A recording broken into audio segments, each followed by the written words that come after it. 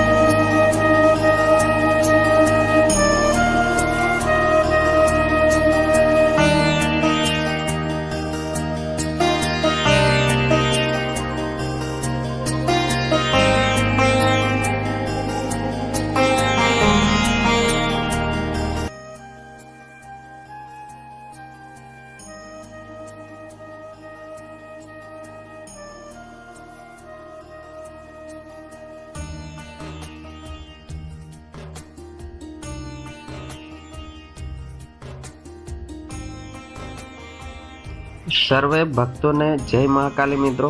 માતાજી સર્વની મનોકામના પૂરી કરે। મિત્રો દર્શન કર્યા બાદ જ્યારે ઓછું પબ્લિક હોય છે પટાંગણમાં ત્યારે ઉપર ગરબા પણ રમાય છે અને ગરબાનો સમય કોઈ નક્કી નથી હોતો, કોઈ પણ ધજા ચડાવવાનો કાર્યક્રમ પણ નક્કી નથી હોતો।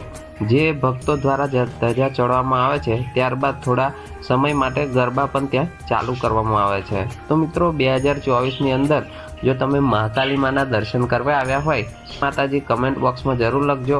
અને મિત્રો પાવાગઢ આવનારા સમયમાં ઘણા બધા આવા વિડીયો જોવા માટે આપણી ચેનલને સપોર્ટ કરી સબસ્ક્રાઈબ કરી શકો છો। અને હવે જોઈશું પાવાગઢ મંદિરના અદ્ભુત નજારા જે તમને પણ ગમી જશે અને જો ગમે તો ભાઈ લાઈક તો બને છે અને જય મહાકાલીમાં પણ જરૂર લખી દેજો।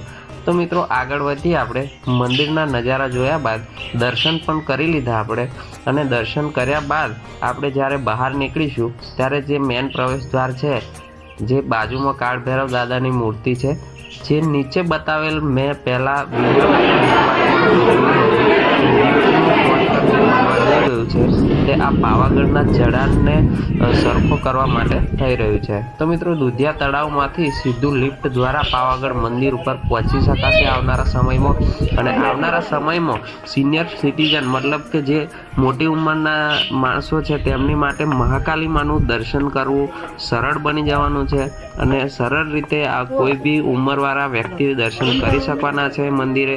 તો મિત્રો આપણા આ 2024માં બનેલા નવા સ્ટ્રક્ચરને પણ આપણે પસંદ કરીશું અને વિડીયોને લાઈક પણ કરીશું। તો ચલો જઈએ આપણે એ સ્ટ્રક્ચર તરફ, પછી વિડીયોના એન્ડમાં આપણે એ સ્ટ્રક્ચર નિહાળી લઈએ। અહીંયા શ્રીફળ વધેરવાની જગ્યા છે મિત્રો।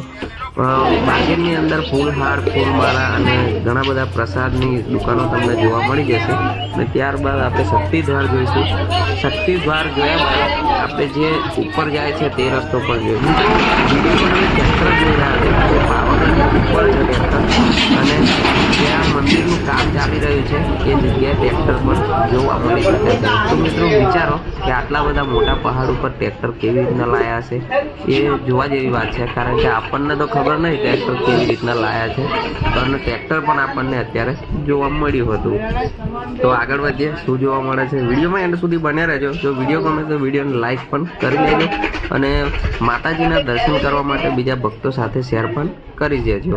તો ચલો જઈએ આગળ આપણને શું જોવા મળે છે અને વિડીયોમાં ભાઈ બન્યા રહેજો, કારણ કે સેવ દેખો અહીંયા ગધેડા વિશે પણ બોર્ડ મારેલું છે।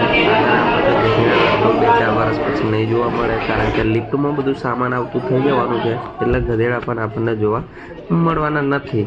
તો ફાઇનલી એ દ્રશ્ય સુધી આપણે પહોંચી ચૂક્યા। જ્યાં રોપવેનું એન્ડિંગ થાય છે ત્યાં જે તળાવ છે તળાવની પારેથી આ નવું સ્ટ્રક્ચર ઊભું કરવામાં આવે છે અને આ સ્ટ્રક્ચર સીધું આપણને મંદિરે લઈ જશે। એટલે મોટી ઉંમરના વ્યક્તિઓ માટે સરળતા રહી જશે દર્શન કરવામાં. પ્લસ કે જે ઉતાવળથી આવે છે વ્યક્તિ તેમના માટે ટાઈમ પણ ઘણો બધો બચવાનો છે, જે પહેલાં મહાકાલી માના દર્શન કરી શકવાના છે. અથવા જે પગથિયા સાઈડથી જે દુકાનો ઓરંગીને આપણે જઈએ છીએ ત્યાં ટ્રાફિક પણ ઓછું થઈ જશે, કારણ કે આ રસ્તો રિટર્ન અથવા જવા માટે એક સાઈડ ઉપયોગ કરવામાં આવે તો પાવાગઢમાં થતા ટ્રાફિકનું પણ અહીંયા નિવારણ થઈ જવાનું છે. તો મિત્રો, આજનો વિડીયો કેવો લાગ્યો તમને, અને આ સ્ટ્રક્ચર પણ કેવું લાગ્યું, એ પ્લાનિંગ પણ કેવું લાગ્યું, એ વિશે જણાવવા માટે કમેન્ટ બોક્સમાં જણાવી શકો છો.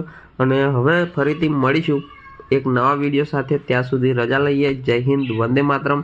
તો આપણા પાવાગઢને આપણે જો જોતા હોય તો લાઈક પણ બને છે મિત્રો. જય મહાકાલીમાં કમેન્ટ બોક્સમાં જરૂર લખી દેજો.